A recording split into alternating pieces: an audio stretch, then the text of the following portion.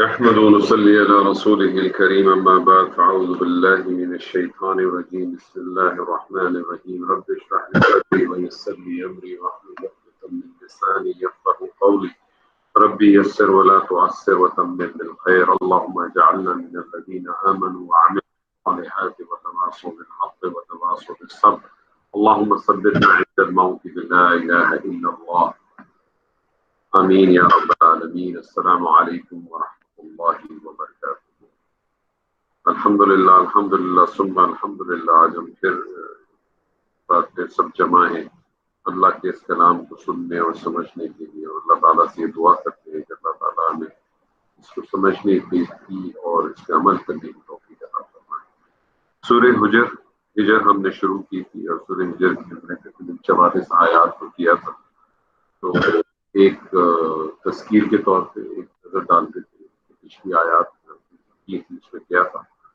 پہلی چیز جو ہمارے سامنے اس آیات کے حوالے سے آئی کہ قرآن مجید کے بارے میں بتایا گیا ہے کہ ایک صاف پڑھی جانے والی کتاب ہے، کسی مجنون کی باتیں نہیں ہیں، یہ اللہ کا ذکر ہے جس کی اللہ تعالیٰ حفاظت فرمائے گا، اور اس کی اللہ تعالیٰ حفاظت فرمائے گا آپ اس طرح سے سمجھیں کہ اس کی صرف اس کے متن کی یعنی لفظوں کی حفاظت نہیں، بلکہ اس کے معنی کی بھی حفاظت ہے اور اس کی زبان کی بھی حفاظت ہے۔ ہم یہ دیکھیں کہ کسی چیز کو محفوظ رکھنے کے لیے اس کی زبان کا بھی محفوظ ہونا بڑا ضروری ہے، اور کسی قسم کی کوئی اس کے اندر ایک شوشے کی بھی تبدیلی نہیں آتی۔ میں آپ کو اس کی چھوٹی سی اگزامپل دیتا ہوں کہ قرآن مجید میں آپ دیکھتے ہیں کہ بہت پڑھتے ہوں گے، قالا قالا بہت پڑھتے ہیں، لکھا ہوتا ہے اس کی ترکیب ہوتی ہے قاف الف اور لام، قاف کے اوپر فتح الف اور لام، لیکن آپ کو سورہ مومن کی آخر کی آیات اگر آپ دیکھیں گے تو اس میں قالا اس طرح سے لکھا ہوگا، قاف کے اوپر کھڑی زبر ہو اور پھر لام کے اوپر فتح ہو، وہ بھی قالا ہے۔ جس طریقے سے جیسے لکھ دیا گیا اسی طرح سے شوشے کا فرق کیا ہے۔ پھر یہ کہ قرآن مجید اور نبی صلی اللہ علیہ وسلم کا مذاق اڑانے والے جو ہے بہت جلد پچھتائیں گے اور کہیں گے کاش مسلمان ہو جائیں، اور انہیں مجرم کہا گیا ہے کہ ضد پر روشنی ڈالی گئی ہے کہ اگر ہم آسمان کا کوئی دروازہ کھول کر سیڑھی بھی لگا دیں اور ان کو چڑھنے لگیں تب بھی اللہ کے کلام کو جادو کہتے ہیں۔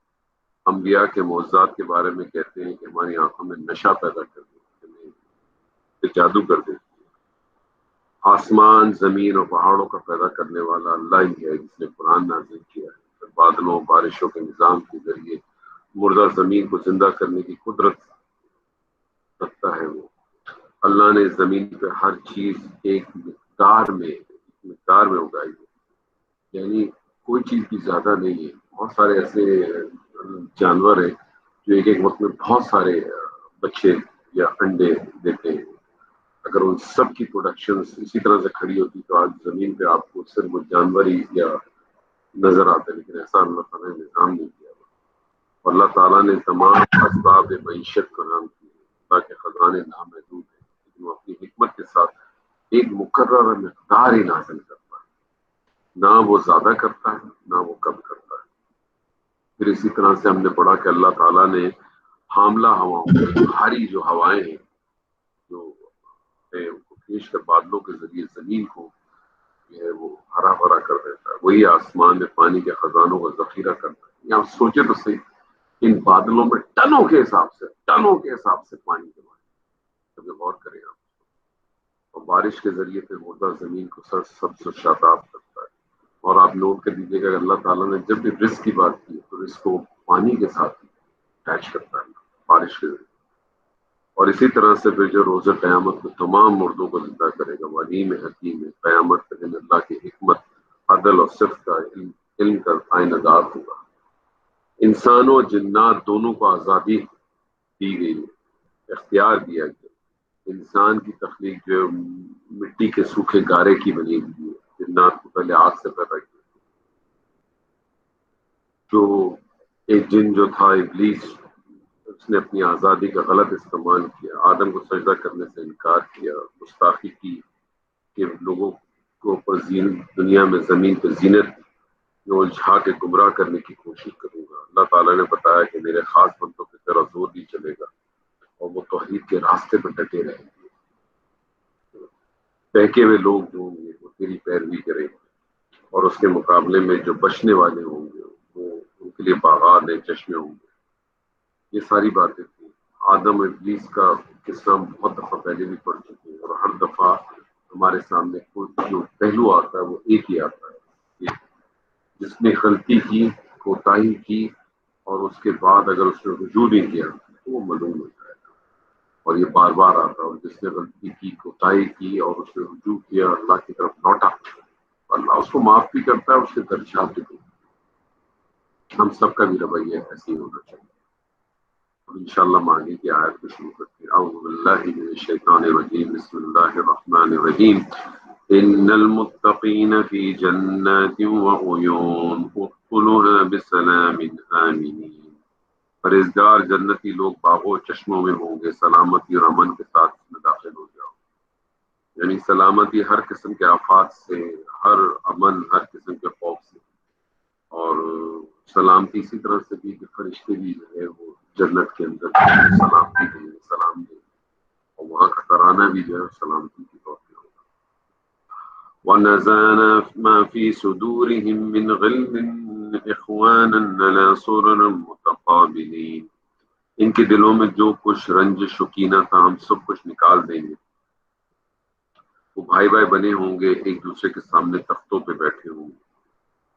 دنیا میں ان کے درمیان جو بھی آپس میں حسد ہوگا، بغض ہوگا، وہ ان کے سینوں سے نکال دیے جائیں گے.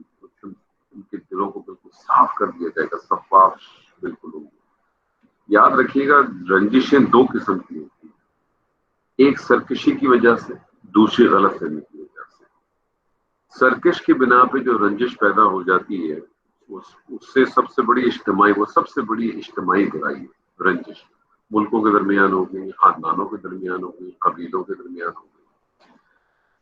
کوشش کرنی چاہیے اہل ایمان کو کہ اسے دنیا میں ہی ختم کریں. کیونکہ اگر ان رنجشوں کو سرکشی کی بنیاد پہ جو رنجشیں ہوئی ہیں، اگر اس کو دنیا میں نہ ختم کیا تو آخرت میں جہنم کا خطرہ ہے. اور غلط فہمی ایک ایسی رنجش ہے جو کبھی ختم ہو جاتی ہے اور کبھی آخر وقت تک قائم رہتی ہے، مگر آخرت کے اندر مکمل طور پر ختم ہو جائے گی جب حقیقت اللہ واضح کر دے. تو وہ جو کسی کے بارے میں کوئی غلط فہمی ہوگی، کوئی اشکال ہوگا، تو کینہ سے مراد وہ ہے. دو قسم کے کینے ذہن میں رکھیں. ایسا نہیں کہ ایک آدمی نے ساری زندگی آپ کی رنجشیں رکھی اور آپ کے خلاف وہ پتہ نہیں کیا کچھ کرتا چلا گیا، اور قیامت والے روز آپ نے کہا کہ جناب وہ نیک تھا، اس سے کینہ نکال دیجیے گا. اس طرح سے کینہ نہیں نکلے گا. وہ جو ہے وہ تو رنجش مختلف ہے، لیکن یہ غلط فہمی کی بنیاد پہ ہے. کسی نے کسی کے بارے میں کوئی ایسی بات کر دی، آپ کے اس میں رنجش ہو گئی، آپ نے اس کے ساتھ بول چال بند کر دی یا تعلق ختم کر دیا، کوئی بھی چیز کر دی، غلط فہمی کی بنا پہ. لیکن آپ اس کے ساتھ آپ کو بگاڑ نہیں کر رہے، آپ اپنی زندگی چلا رہے ہیں نارمل طریقے سے، لیکن آپ کے دل میں ایک بات آ گئی کہ یار اس نے میرے ساتھ ایسا کچھ کیا تھا، لیکن اس کے بدلے میں آپ اس کے ساتھ کوئی برائی نہیں کر رہے. لیکن وہ جو رنجشیں یا وہ جو کینہ جو دل میں ہوگا، تھوڑا بہت بھی رہ گیا ہوگا، وہ قیامت کے روز واضح ہو جائے گا. کیونکہ غلط وہاں تو ساری حقیقتیں کھل جائیں گی. تو جو غلط فہمی ہوں گی وہ انشاءاللہ تعالیٰ اس دن وہاں نکل آئے گی. لا يمسهم فيها نصب وما هم منها بمخرجین. اور نہ تو وہاں نہ کوئی تکلیف چھو سکتی ہے اور نہ وہاں سے کبھی نکالے جائیں. یعنی دو چیزیں ہیں کہ ایک دفعہ جب وہ چلے جائیں گے تو مطلب وہ خالدون ہیں، ہمیشہ رہنے والی ہے. اس سے ایک بات ہمیں اور بھی پتہ چلتی ہے کہ جس جنت کا ذکر ہمیں ملتا ہے آدم اور ابلیس کے معاملے میں، وہ جنت نہیں تھی جس جنت کا یہ ذکر ہے. اس جنت میں جو ایک دفعہ داخل ہو گیا وہ باہر نہیں.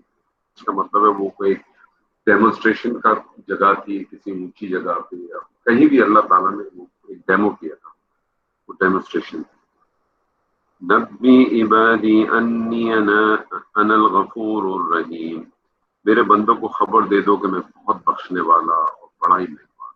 اللہ تعالیٰ کتنا کرم ہے کہ ایسا مالک ہے ہمارا کہ جو بخشنے والا بھی ہے، مہربان بھی ہے، اور بتاتا بھی ہے کہ میں ہی ہوں بخشنے والا اور میں ہی مہربان ہوں.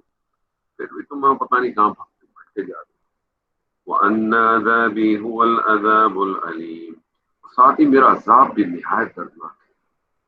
یعنی صرف اس میں مت رہ جانا کہ میں غفور رحیم ہوں، بالکل غفور رحیم ہوں، لیکن جب اگر تم نے کوئی ایسا کام کیا جو میری شریعت کے خلاف ہے، یا پھر کوئی اور بڑا گناہ کیا، تو یاد رکھو میں عذاب بھی جو ہے نا میرا بڑا نہایت دردناک ہے۔ اور یہ آپ ہمیشہ دیکھیں قرآن مجید کا خوبصورت اسلوب ہے کہ جب بھی جنت دوزخ کی بات آئے گی ساتھ ساتھ چلتے رہیں گے پیرالل۔ ایسا نہیں ہے کہ اللہ نے خالی دوزخ کی بات کی اور جنت کا ذکر کیا، جنت کی بات کی دوزخ کا ذکر کیا۔ انذار ابشار، رسولوں کی جو مین جو کام تھا وہ کیا تھا؟ بشارت دیتے تھے، اچھے اچھے کام کرو گے تو یہ ملے گا، اور خبردار کرتے کہ دیکھو ایسا ایسا کام نہیں کیا تو پھر یہ سزائیں نہیں ملیں گی۔ وَنَبِّئْهُمْ مَنْ ضَيْفِ إِبْرَاهِيمَ، انہیں ابراہیم کے مہمانوں کا حال سنا۔ یہ ہم پڑھ چکے ہیں پچھلی صورتوں میں، سورہ ہود میں بھی پڑھا ہے ہم نے کہ ابراہیموں کے مہمان کون تھے؟ جو فرشتے آئے تھے۔ فرشتے آئے کس مقصد کے لیے؟ اس صورت میں بھی آ گیا ہے کہ وہ سیدنا لوط کی جو قوم تھی اس کے ساتھ جو معاملہ کرنے کے لیے آئے۔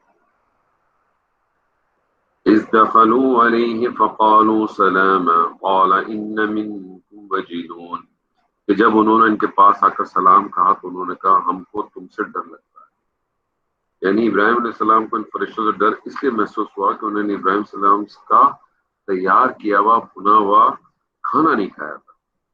سورہ ہود میں اس کی تفصیل پڑھ چکے ہیں۔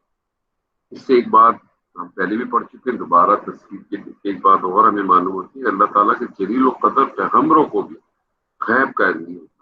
اگر پیغمبر عالم غیب ہوتے تو سیدنا ابراہیم سمجھ جاتے کہ آنے والے مہمان فرشتے ہیں اور ان کے لیے کھانا تیار کرنے کی ضرورت نہیں تھی، کیونکہ فرشتے انسانوں کی طرح کھانے پینے کے محتاج نہیں۔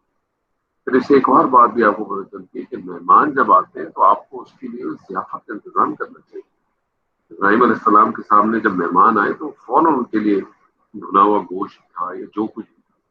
یہی معاملہ ہمارے ساتھ بھی ہوتا ہے، جب آپ کے گھر پہ کوئی مہمان آئے تو آپ اس کی بھرپور ضیافت کریں، بالکل جو آپ کے جتنے آپ لائق ہیں، جتنے آپ کے پاس طاقت ہے۔ اس کا مطلب یہ نہیں کہ بھرپور کا مطلب کہ اب آپ بولیں گے میں بھی بکرا ہی بھونوں گا تو پتہ چلا جناب کوئی اپنا کسی سے ادھار پیسے دے کے آپ بکرے بھوننے دیتے ہیں، اس کی ضرورت نہیں۔ قالوا لا توجل انا نبشرك بغلام علیم، انہوں نے کہا ڈرو نہیں، ہم تجھے ایک صاحب فرزند کی بشارت دیتے ہیں۔ قال بشرتمونی على ان مسني الكبر فبما تبشرون، کہا کہ اس بڑھاپے کے آ جانے کے بعد تم مجھے خوشخبری دیتے ہو، یہ خوشخبری تم کیسے دے رہے ہو؟ قالوا بشرناك بالحق فلا تكن من القانطين، انہوں نے کہا ہم آپ کو بالکل سچی خوشخبری سناتے ہیں، ہم مایوس لوگوں میں شامل نہ ہوں، کیونکہ یہ خوشخبری کس کی طرف سے آ رہی ہے؟ اللہ کی طرف سے آ رہی ہے، اللہ کے نمائندے ہیں فرشتے، اور اللہ جب ایک بات کو کہہ رہا ہے تو یہ کیسے ممکن ہے کہ وہ بات صحیح نہیں؟ قال ومن يقنط من رحمة ربه إلا الضالون، کہا اپنے رب کی رحمت سے نا امید تو صرف گمراہ اور بہکے ہوئے لوگ ہوتے ہیں۔ یعنی اولاد کے ہونے پر جو تعجب اور حیرت کا اظہار کر رہے ہو تو صرف اپنے بڑھاپے کی وجہ سے کر رہے ہو۔ میں تو اپنے رب کی رحمت سے کبھی بھی نا امید نہیں ہوں، رب کی رحمت سے نا امید تو گمراہ لوگ ہوتے ہیں۔ یہی کسی قسم کی بات اگر آپ کو یاد ہو تو جب ہم نے سورہ مریم پڑھی تھی تو وہاں یہی بات سیدنا زکریا نے قال فما خطبكم ايها المرسلون، پوچھا کہ اللہ کے بھیجے ہوئے فرشتے تمہارا ایسا کیا اہم کام ہے، یعنی جو تم ادھر آئے ہو یہ ایسا کیا مقصد ہے؟ اب پریشانی بھی ہے کیوں آئے؟ یہ ہم ساری باتیں جو ہے پچھلی صورتوں میں پڑھ چکے ہیں۔ قالوا انا ارسلنا الى قوم مجرمين، انہوں نے جواب دیا مجرم قوم کی طرف بھیجے گئے۔ الا آل لوط انا لمنجوهم اجمعین، مگر خاندان لوط کو ہم ان سب کو تو ضرور بچا دیں گے، کچھ کو رکھیں گے اور باقیوں کو سب کو غرق کر دیں گے۔ الا امرأته قدرنا انها لمن الغابرین، سوائے اس کے بیوی کے ہم نے اسے رکنے اور باقی رہ جانے والوں میں مقرر کر دیا، یعنی آل میں سے جو ہے وہ سیدنا لوط کی بیوی کو باہر کر دیا۔ یہاں سے پھر ایک اور بات آپ کو پتہ چلتی ہے، اس پہ بھی پہلے بات کرتے ہیں کہ آپ کی نجات کا ذریعہ کبھی بھی آپ کا نسب نہیں بن سکتا، آپ کی کوئی اور چیز نہیں بن سکتی.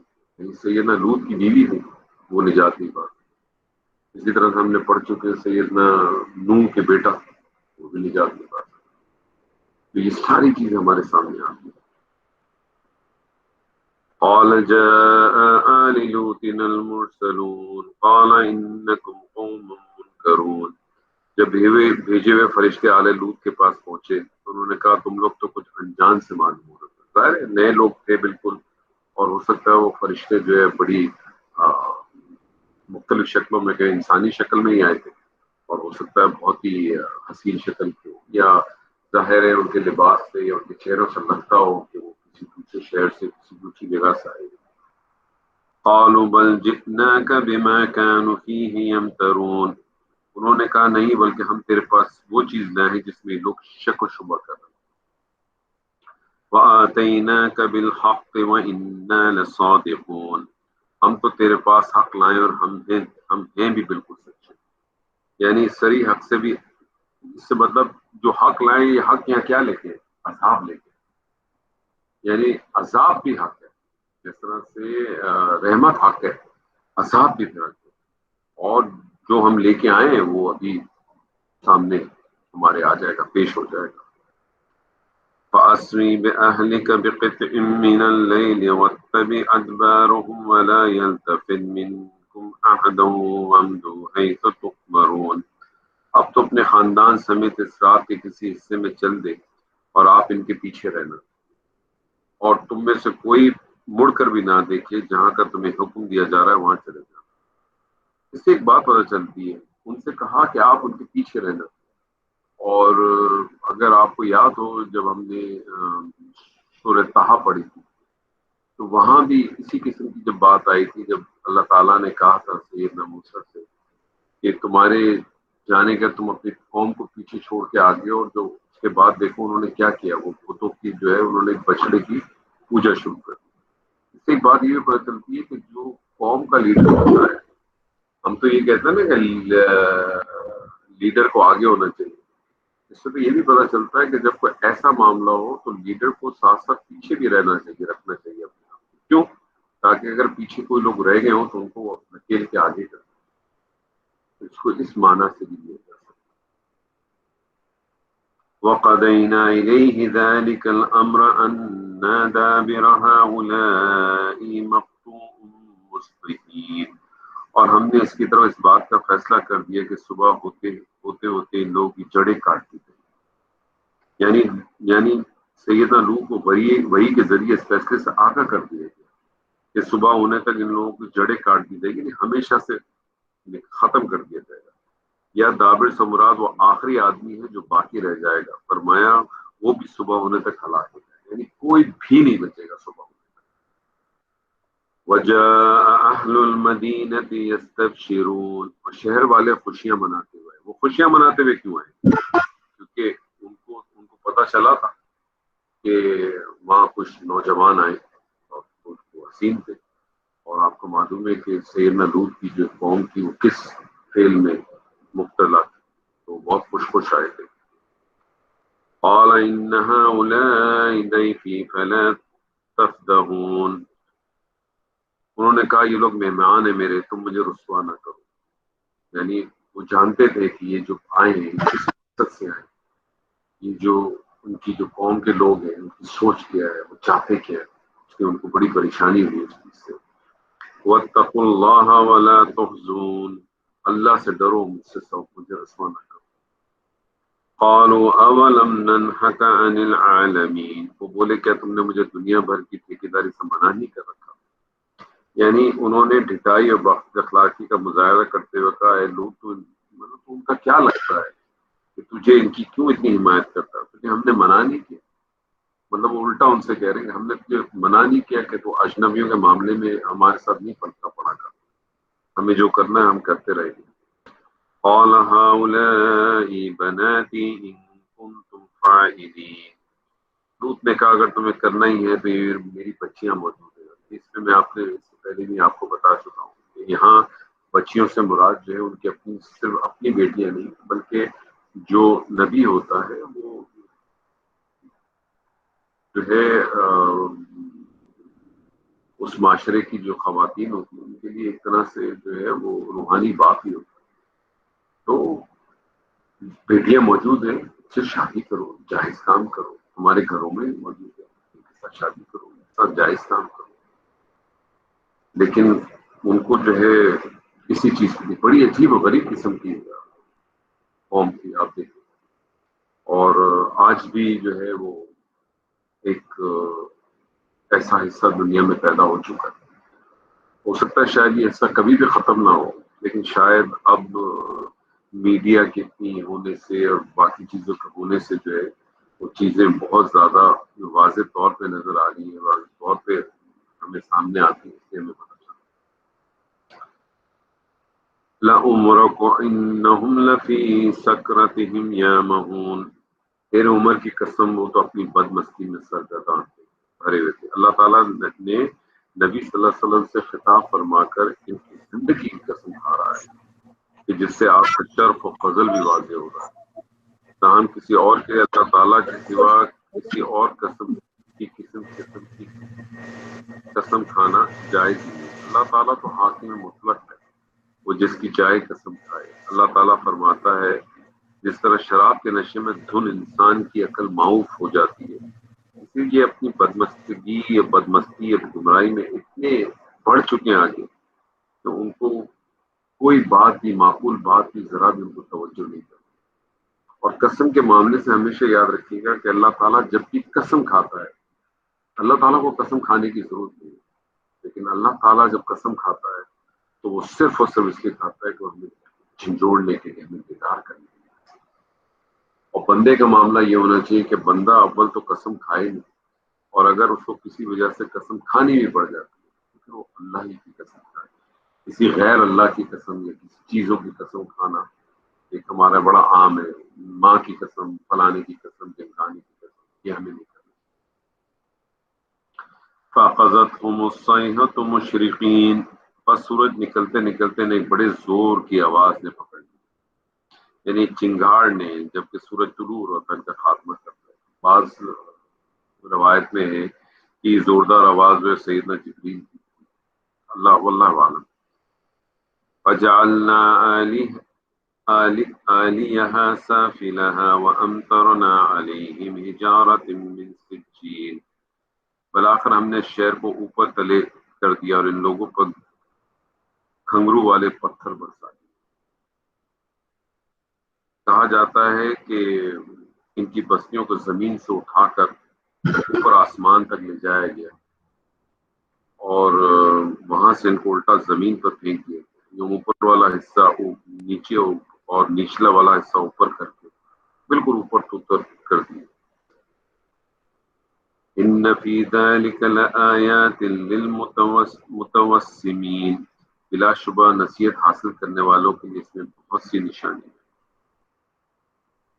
یعنی غور و فکر کرنے والوں کے لیے اس میں بہت عبرت کے پہلو ہیں، بہت نشانی. قرآن کی تو ایک ایک آیت جو ہے وہ نشانی ہے. ہماری آیا کے معنی نشانی ہے. اللہ کی طرف سے جو کچھ ہمیں دنیا میں نظر آتا ہے، جو چیز نظر آتی ہے اللہ کی نشانی، سب اللہ کی نشانی. اور اس سے آدمی سب کچھ حاصل کر سکتا ہے. انسان اگر اپنے آپ کو دیکھے تو اس سے بڑی کیا نشانی ہے. اپنے آپ کو کبھی سوچے وہ کس طرح سے اٹھتا ہے، کس طرح سے بیٹھتا ہے، کس طرح سے جاگتا ہے، کس طرح سے سوچتا ہے. انسان اگر غور و فکر کرے تو اس کے سامنے ایک بہت بڑا حصہ اپنی زندگی کا کھلے گا کہ کیا کیا کرتا ہے.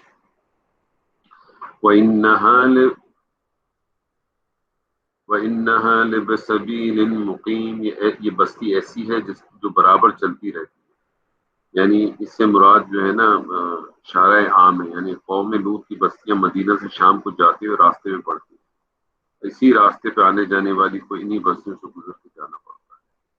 ان فی ذلک لآیات للمؤمنین. اور اس میں ایمانداروں کے لیے بڑی نشانیاں ہیں. وَإِن كَانَ أَصْحَابُ الْأَيْكَةِ لَظَالِمِينَ. ایکا بستی کے رہنے والے بھی بڑے ظالم تھے. ایکا بستی، ایکا کہتے ہیں گھنے درخت کو کہتے ہیں ایکا. اس بستی میں گھنے درخت ہونے کی وجہ سے انہیں اصحاب الایکہ تک گئے۔ مراد اس سے جو ہے جو سید شعیب کی قوم تھی اس کو بھی اصحاب الایکہ تک کہتے تھے، اور ان کا زمانہ جو تھا وہ سیدنا لوط کے بعد تھا، اور ان کا علاقہ حجاز اور شام کے درمیان قوم لوط کے بستیوں کے قریب ہی تھا۔ اسے مدین بھی کہا جاتا، جو ابراہیم علیہ السلام کے بیٹے یا پوتے کا نام تھا، اور اسی کے نام سے اس پر بستی کا نام پڑ گیا۔ اور ان کا ظلم کیا تھا کہ اللہ کے ساتھ شرک کرتے تھے، ڈاکو زنی کرتے تھے، اور ان کا شیوا جو اصل جو کام تھا وہ تھا کہ کم تولتے تھے، کم ناپنا، یہ ان کا سب سے بڑا گناہ تھا۔ اور ان پر جب عذاب آیا تو ایک بادل ان پہ بالکل چھا گیا تھا، پھر وہی پہاڑ اور بھونچال نے مل کر ان کو ہلاک کیا۔ فانتقمنا منهم وإنهما لبإمام مبین، جن سے آخر ہم نے انتقام ہی لے لیا۔ یہ دونوں شہر کھلے عام رستے پر ہیں، یعنی یہ بھی اسی طرح سے تھا کہ مانی شارع عام کے ہیں جہاں سے شب و روز لوگ گزرتے تھے۔ دونوں شہروں سے مراد قوم لوط کا شہر اور قوم شعیب کا مسکن مدین سے مراد ہے، دونوں ایک دوسرے کے قریبی تھے۔ وَلَقَدْ كَذَّبَ أَصْحَابُ الْحِجْرِ الْمُرْسَلِينَ، اور ہجر والوں نے بھی رسولوں کو جھٹلایا۔ الحجر یہ سیدنا صالح کی قوم سمود کی بستیوں کا نام تھا، انہیں اصحاب الحجر کہا گیا ہے۔ یہ بستی مدینہ اور تبوک کے درمیان ہے۔ چند دنوں پہلے کسی نے کوئی پکچر بھی بھیجی تھی اس کو کشمش پہ، اور آج کل اس بستی کو سعودی عرب میں العلا کے نام سے ہم جانتے ہیں، بڑا شہر آباد ہے، اور ہجر مدائن صالح کے نام سے معروف ہے۔ انہوں نے اپنے پیغمبر صالح علیہ السلام کو جھٹلایا، لیکن یہاں اللہ تعالیٰ نے فرمایا کہ انہوں نے پیغمبروں کو جھٹلایا۔ یہ اس لیے کہ ایک پیغمبر کی تکذیب ایسی ہے جیسے تمام پیغمبروں کی تکذیب۔ وَآتَيْنَاهُمْ آيَاتِنَا فَكَانُوا عَنْهَا مُعْرِضِينَ، اور ہم نے ان کو اپنی نشانیاں بےتاب فرمائیں تاہم وہ ان سے منہ پھیر کر رہے، اور یہ نشانی بھی ان کی اپنی ڈیمانڈ کی تھی، اونٹنی کی، اور جب وہ نشانی آ گئی تو جو کچھ ان سے کہا گیا تھا اس کے خلاف جاتے رہے گئے تھے۔ ایک اصول ہے کہ معجزہ مانگتے ہیں اور ڈیمانڈ آتا ہے، اور ایک دفعہ معجزہ آ جائے تو پھر اگر آپ فلفل نہ کریں تو پھر کوڑا برستا ہے بہت بری طرح سے۔ اسی لیے کہتے ہیں کہ جب وہ سیدنا عیسیٰ سے جب انہوں نے مانگا تھا، ان کے حواریوں نے جب انہوں نے کہا تھا کہ ہمیں آسمان سے مائدہ اتار کے دسترخوان لاؤ، تو پھر ان سے کہا گیا تھا کہ اگر ایک دفعہ یہ آ گیا تو پھر بڑا مسئلہ ہوگا۔ عموماً خیال یہ ہے کہ پھر شاید اس کو نہیں مانگا گیا تھا اور چھوڑ دیا گیا تھا۔ وَكَانُوا يَنْحِتُونَ مِنَ الْجِبَالِ بُيُوتًا آمِنِينَ، یہ لوگ پہاڑوں کو تراش تراش کر گھر بناتے تھے بے خوف ہو کر، یعنی بغیر کسی خوف، کسی اس کے پہاڑ تراش لیا کرتے تھے۔ اور اس بستی کے بارے میں جو ہے ایک دفعہ ہم نے بھی کچھ ساتھیوں نے ایک دفعہ ارادہ کیا تھا ہم جائیں گے، لیکن نبی صلی اللہ علیہ وسلم کی ایک حدیث ہمیں ملتی ہے، صحیح بخاری میں بھی ہے، کہ جب نبی صلی اللہ علیہ وسلم اس بستی سے گزرے تو آپ نے سر پہ کپڑا لپیٹ دیا اور سواری کو تیز کر دیا، اور صحابہ سے فرمایا کہ روتے ہوئے اور اللہ کے عذاب سے ڈرتے ہوئے اس بستی سے گزرو۔ اس سے یہ پتہ چلتا ہے کہ اس بستی کا اس طرح سے وزٹ نہیں کرنا چاہیے۔ ہم کچھ ساتھیوں نے پلان کیا تھا، لیکن شاید یہی کچھ ایک آدھ وجوہات تھی جس کی وجہ سے پھر ہم نے اس پلان کو کینسل کر دیا تھا۔ اور ایک اور روایت بھی ملتی ہے صحیح مسلم کے اندر کہ صحابہ نے اس بستی کے کنویں سے پانی لیا اور اس سے آٹا گوندا، تو نبی صلی اللہ علیہ وسلم نے فرمایا یہ پانی پھینکو اور آٹا اونٹوں کو کھلاؤ۔ یہ اس سے پتہ چلتا ہے یہ صرف وزٹس کرنے کے لیے یا گھومنے پھرنے یا دیکھنے کے لیے چیز نہیں، اس سے عبرت حاصل کرنی۔ تو اس میں دو تین ویو آتے ہیں، ایک ویو یہ بھی ہے کہ عبرت کیسے حاصل کریں، دیکھیں گے تو جائیں گے، لیکن نبی صلی اللہ علیہ وسلم کی جو احادیث دو ہم دیکھتے ہیں تو اس سے تو لگتا ہے کہ وہاں اس طرح سے پرپسلی جانے کی ضرورت نہیں ہے، لیکن اگر ہاں وہاں سے آپ کا گزر ہو جائے تو گزرنے کا طریقہ بھی بتا دیا کہ کس طرح سے گزر کے وہاں سے جائیں اور اس کو چھوڑ دیں۔ فَأَخَذَتْهُمُ الصَّيْحَةُ مُصْبِحِينَ، آخر انہوں نے صبح ہوتی چنگھاڑ نے آ دبوچا، یعنی ان کے ساتھ بھی وہی معاملہ ہوا۔ 3 دن کے بعد عذاب آ گیا اور چوتھے دن عذاب ان کے اوپر بالکل آیا، اور پھر چنگاڑ نے ان کو ختم کر دیا. فما اغنا عنہم ما كانوا یکسبون، بس ان کی کسی تدبیر و عمل نے کوئی فائدہ نہیں، کسی قسم کا کوئی ان کو جو ہے اس کا کچھ حاصل نہ ہو سکا. وما خلقنا السماوات والارض وما بينهما الا بالحق، اور ہم نے نہیں تخلیق کیا آسمانوں اور زمینوں کو جو کچھ ان دونوں کے درمیان ہے مگر حق کے ساتھ. یہ کائنات جو ہے یہ ایک با مقصد تخلیق ہے، کوئی کھیل تماشا نہیں ہے. وہ جیسے ہندو میتھولوجی کے اس پہ ہے نا کہ کوئی رام لیلا کی کہانی نہیں ہے کہ رام جی جس کو چاہیں گے راجا بنا کر تخت پہ بٹھا دیں اور جسے چاہیں تخت سے نیچے اٹھا دیں، بلکہ کائنات ہے اور اس کی ایک ایک چیز کی تخلیق جو ہے با معنی ہے، با مقصد ہے. اور اس حقیقت کو سورہ آل عمران میں بھی جو ہے اسی طرح سے فرمایا کہ ربنا ما خلقت هذا باطلا سبحانك فقنا عذاب النار، اے ہمارے رب کائنات بے مقصد نہیں بنائی، تیری ذات اس سے بہت اعلیٰ و پاک ہے، لہٰذا ہمیں آگ سے بچا. آپ ایک چیز دیکھیں، اللہ یہ جو بچا لے بچا لے بچا لے، آگ سے بچا لے، یہ بار بار جو ہے تقوی اختیار کرو اور واتقوا بچا لے. اللہ تعالیٰ تو ہم سے یہی کہتا ہے، قرآن اگر آپ پڑھیں تو اس سے ہمیں یہی ملتا ہے کہ جو ڈرے گا وہی بچے گا، جو ڈرے گا وہی بچے گا. ایک ہی چیز ملتی ہے. اور ڈرنا کس چیز سے، کس چیز کا ڈر ہونا چاہیے؟ اللہ سے ڈرنا کس طرح سے؟ اللہ سے ڈرنا اس طرح سے کہ اللہ کی کہیں جو ہے نا وہ ہم سے رحمت نہ ہو جائے. جو ڈرے گا وہی بچے گا.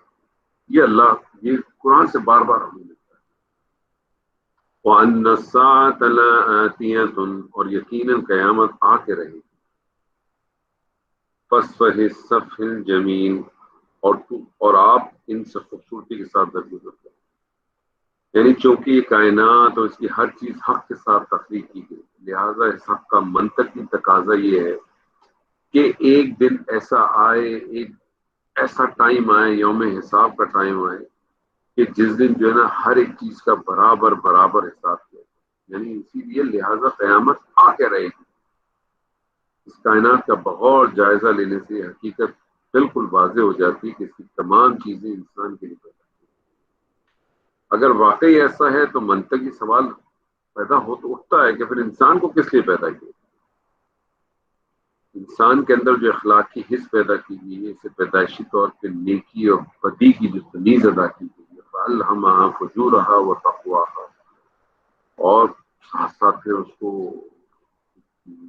جو ہے وہ اختیار بھی دے دیا، فَإِمَّا شَاكِرًا وَإِمَّا كَفُورًا، چاہے تو شکر کرے چاہے تو کفر کرے. یہاں دنیا میں اس کے کیا نتائج برآمد ہو؟ اس دنیا میں اخلاقیات کے اصولوں کے برعکس نتائج سامنے آتے ہیں.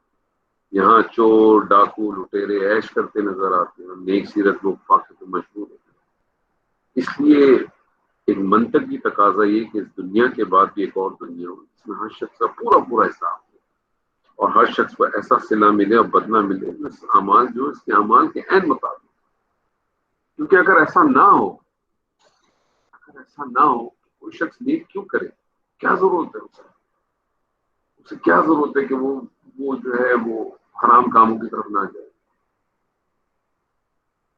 اس کے اندر جو بہت ساری خواہشات ہیں اس کو کیوں دبا رہا ہے؟ کوئی ضرورت نہیں.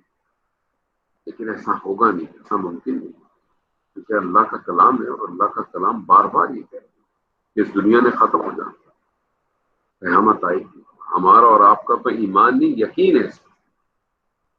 آخرت پہ تو یقین ہونا چاہیے. یقین پتہ چلا ایمان سے بھی اوپر کی چیز چلی جاتی. اور یہ جو لوگ جتنے بھی جو لوگ یہ جرم کر رہے ہیں یہ اللہ کی پکڑ سے بچ نہیں سکتے. قیامت آئے گی اور یہ لوگ ضرور اپنے کردار کو پہنچیں گے جو انہوں نے کیا. لیکن ابھی اللہ ان کو ڈھیل دیتا رہتا ہے. ابھی اللہ نے ان کو ڈھیل دی اور مزید کچھ دیر کے لیے مہلت دینا چاہتا ہے. اس کی دو وجوہات ہوتی ہیں. ایک وجہ تو یہ ہوتی ہے کہ اللہ بھی چاہتا ہے کہ ان کو ڈھیل دے اور شاید وہ پلٹ جائے، اور دوسری یہ ہوتی ہے کہ تمام حجت مکمل کر.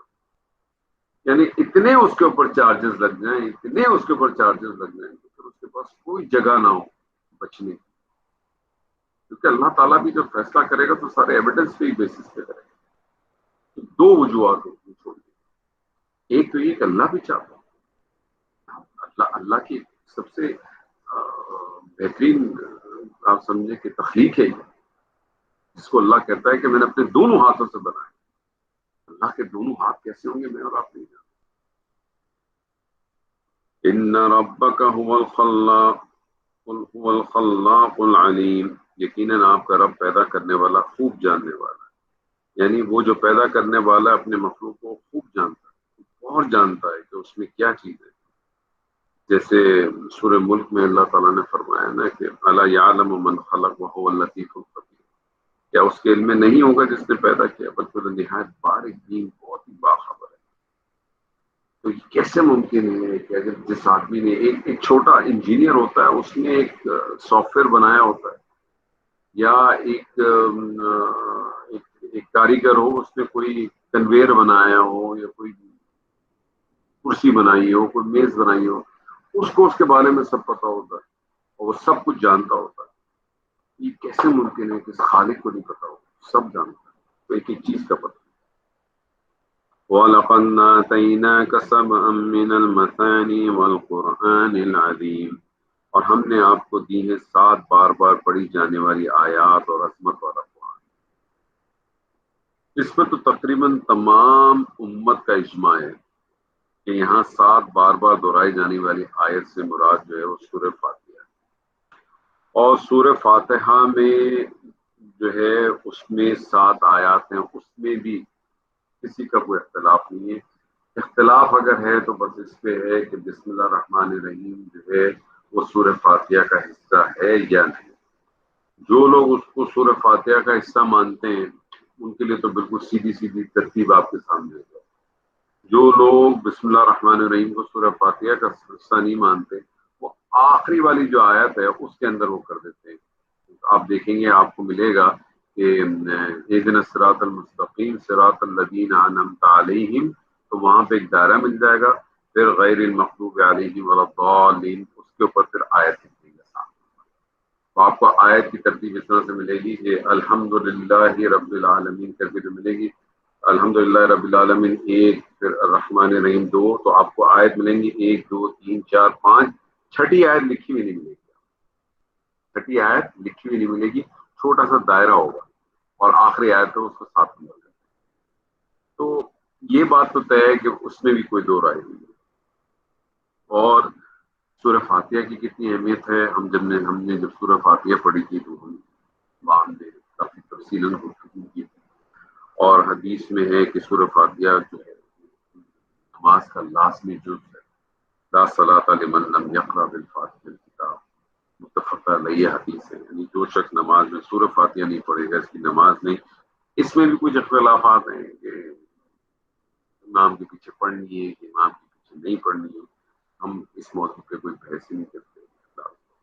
اور سورہ فاتحہ کے مطالعے کے دوران جو ہے ہم نے اس حدیث کو بھی آپ کے ذہن میں ہوگا جو ہم نے پڑھی تھی، جہاں اللہ تعالیٰ نے کہا تھا کہ میں نے اس سورہ فاتحہ کو جو نا بین بین، آدھی جو ہے وہ نصف جو ہے وہ میرے لیے اور نصف میرے بندے کے لیے۔ 3 آیات جو ہے پہلی 3 وہ اللہ کے لیے، اس کے بعد ایک ایگریمنٹ ہے، وہ ایگریمنٹ ہی سب کچھ ہے، ایاک نعبد و ایاک نستعین، اور اس کے بعد کی جو 3 آیتیں بندے، پہلے بندے نے اللہ کی تسبیح کی، ثنا کی، تعریف کی، گواہی بنائی، بیان کی، پھر ایک ایگریمنٹ ہے ایاک نعبد و ایاک نستعین۔ یہ ڈاکٹر صاحب بڑی اچھی خوبصورت طریقے سے پریزنٹ کرتے ہیں، تو وہ بالکل اس طرح سے کہ جیسے ایک ترازو ہے، ترازو کے 2 پلڑے، 3 آیات ایک میں، 3 آیات ایک میں، اور جو ترازو جس پہ کھڑا ہوتا ہے، جس بیس کے اوپر، اس کو انہوں نے کہا وہ ایاک نعبد و ایاک نستعین۔ تو اس کے علاوہ آیت میں سورہ، اور اس میں پھر اس سورہ کو قرآن عظیم کا نام بھی دیا گیا، یعنی اہمیت و فضیلت کے اعتبار سے سورہ فاتحہ جو قرآن عظیم کا درجہ دیا، اور اسی بنیاد پہ اس سورت کو اساس القرآن اور ام القرآن قرار دیا گیا۔ اور اس کے ویسے تو بہت دوسرے بھی نام ہیں، 10 سے زیادہ تو نام ہیں.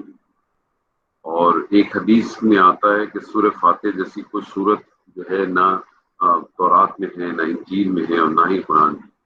اور یہ سورہ فاتحہ کے بارے میں بھی آپ کو یہ بھی معلوم ہوگا کہ یہ بالکل ابتدائی دور کی ہے. میرے خیال میں شاید 5ویں یا 6ٹھی یہ شاید ترتیب کے حوالے سے بنتی ہے سورت. اور جو جتنی بھی ابتدائی صورتیں آئی ہیں، نازل ہوئی ہیں، وہ آپ دیکھیں کہ 5 آیات آئی ہیں. سورہ علق کی، اور سورہ مزمل، سورہ مدثر، سورہ قلم، اس طرح سے 5 آیات آئی ہیں. شاید ایک جگہ پہ 7 آئی ہیں. سورہ فاتحہ آئی ہے، اور سورہ فاتحہ یہ پہلی مکمل صورت ہے. اور اس کے بارے میں ایک رائے یہ بھی ہے کہ یہ 2 دفعہ نازل ہوئی، ایک ابتدائی دور میں بھی ہوئی ہے، اور ایک شاید جو ہے بیچ میں بھی ہوئی ہے. یہ میں نے کہیں سنا تھا، مجھے اس کا پتہ نہیں ہے. تو واللہ عالم، یہ اگر مجھ سے غلطی ہو گئی تو میں خود معافی چاہوں گا، لیکن میں نے کہیں یہ سنا ضرور تھا. تو بہرحال میرے پاس کوئی ایویڈنس نہیں ہے، تو شاید مجھے ایک بات کہنی نہیں چاہیے.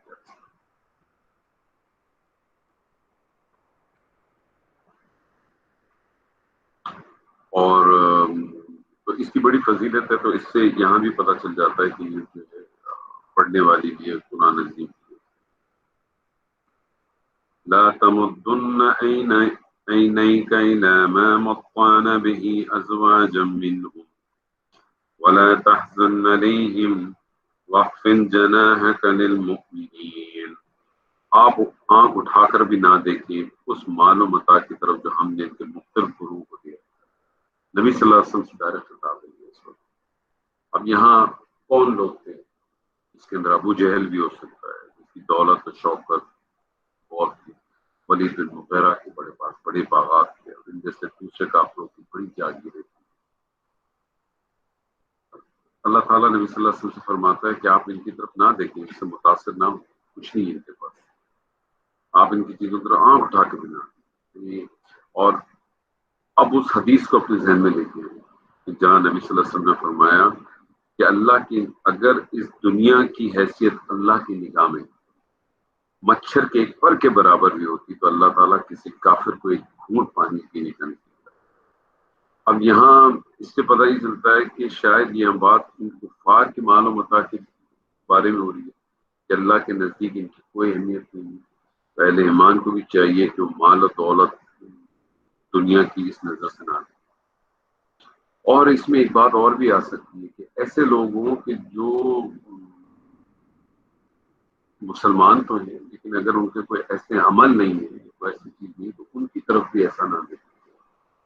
اور تیسری چیز جو اس کے اندر ملتی ہے، جو زیادہ افیکٹ کرتی ہے، وہ یہ ہے کہ کسی شخص کے پاس اگر کوئی مال و متاع موجود ہے تو وہ اس بات کی دلیل نہیں ہے کہ وہ اللہ کا پسندیدہ یا اللہ کی اس کے اوپر بڑی رحمت یا فضل ہے. یہ اللہ تعالیٰ کا قانون ہے، وہ جس کو جس طرح سے چاہے. وہ جس کا اللہ تعالیٰ فرماتا ہے کہ وہ جس کا چاہتا ہے رزق جو ہے وہ بڑا کشادہ کر دیتا ہے، اور جس کا چاہتا ہے وہ اللہ کر دیتا ہے. یہ اللہ کا اپنا ایک نظام ہے، اس میں کوئی بھی فال کر سکتا ہے. تو اس میں کسی کا کوئی کمال نہیں ہے. وَلَا تَحْزَنْ عَلَيْهِمْ، اور آپ ان کے حالت پہ غم نہ کریں. یہ لوگ آپ کو دعوت ٹھکرا کے عذاب کے مستحق ہو رہے ہیں. ان میں آپ کے قبیلے کے افراد بھی شامل ہیں. ابو لہب بھی اور سگا چچا، مگر آپ اب ان لوگوں کے انجام کے بارے میں بالکل پریشان. اور وقف جناحک للمؤمنین، اور اہل ایمان کے لیے اپنے بازو جھکا کے رکھیں. یعنی اہل ایمان کے ساتھ آپ نبی صلی اللہ علیہ وسلم شفقت اور مہربانی سے پیش آئے. ان لوگوں کے ان لوگوں میں جو فقراء ہیں یا مساکین بھی ہیں، غلام بھی ہیں، کہ یہ لوگ جب آپ کے پاس حاضر ہوں تو ان کا بڑا استقبال کیجیے، ان کی دل جوئی فرمائیں. اس طرح سے بہت ساری آیت اس سے پہلے بھی آ چکی کہ اہل ایمان جو آپ صلی اللہ علیہ وسلم کی پیروی کریں، آپ اپنے کندھے پہ ان کے لیے جھکا لیں. اور اسی طرح سے یہی لفظ جو ہے جناح کا لفظ جو ہے وہ والدین کے حوالے سے کیا ہے. اولاد اپنے کندھوں کو بالکل جھکا لے. پرندے بھی یہی کرتے ہیں جناح. لیکن ان آیات کا یہ تو ڈائریکٹ خطاب تو پورا قرآن ہی نبی صلی اللہ علیہ وسلم کے ساتھ ہے. میرے اور آپ کے لیے اس میں بہت کچھ ہے. کیا چیز ہمیں کیا ملتا؟ ہم کسی کے مال و متاع کو دیکھیں اس چیز کو اپنے ذہن میں نہ لیں کہ اس کے پاس اتنا کچھ ہے، میرے پاس کچھ نہیں ہے۔ دو چیزیں، پہلی بات تو یہ کہ اگر کسی کے پاس اس قسم کی چیز ہے تو آپ کو ذہن میں رکھیں کہ جو سورہ نساء کی آیت وَلَا تَتَمَنَّوْا مَا فَضَّلَ اللَّهُ بِهِ بَعْضَكُمْ عَلَىٰ بَعْضٍ، تم تمنا نہ کرو کہ اللہ نے کسی کو کتنا دیا، اللہ نے جس کو چاہے جتنی فضیلت دیا ہے، تو یہ چیز آ جاتی ہے۔ دوسری چیز جیسے میں نے بھی آپ سے کہا، کسی کے پاس اگر مال اور اس طرح سے ہے تو یہ اس بات کی نشانی نہیں، اس بات کی نشانی نہیں ہے کہ وہ اللہ کا کوئی بہت ہی قریب یا مقرب قریب شخص ہے، تو یہ چیز نہیں کرنی چاہیے۔ دوسری چیز جو ہے کہ مومنین کے ساتھ جو معاملات ہیں، جو آپ کے اطراف میں لوگ ہوں، چاہے وہ آپ کے رشتے دار ہوں، آپ کے دوست احباب ہوں، آپ کے پڑوسی ہوں، جتنے بھی لوگ ہیں، ان کے ساتھ بھی آپ کا معاملہ، آپ کا رویہ بہترین ہونا چاہیے، ان کے جھکا ہوئے دلوں کے ساتھ۔ وَقُلْ إِنِّي أَنَا نَذِيرٌ الْمُبِينٌ، اور کہہ دیجئے میں تو کھلا خبردار کرنے والا ہوں، یعنی میری اس کے سوا کوئی ذمہ داری نہیں، صرف اور صرف کیا ہے، خبردار کرنا۔ یہی معاملہ ہمارا بھی ہے۔ ہم کسی کو، ہم سے کوئی بات پوچھنے آتا ہے، کوئی چیز ایسی ہوتی ہے، ہم اس کے اوپر جو اپنی طرف سے جو کفر کے دعوے دینا شروع کرتے ہیں، وہ اس سے بات کرنا چاہیے۔ ہمارا کام ہے صرف بات کو پہنچا دیں۔ کما انزلنا علی المقتسمین، جیسا کہ ہم نے نازل کیا ان تقسیم کرنے والوں پر۔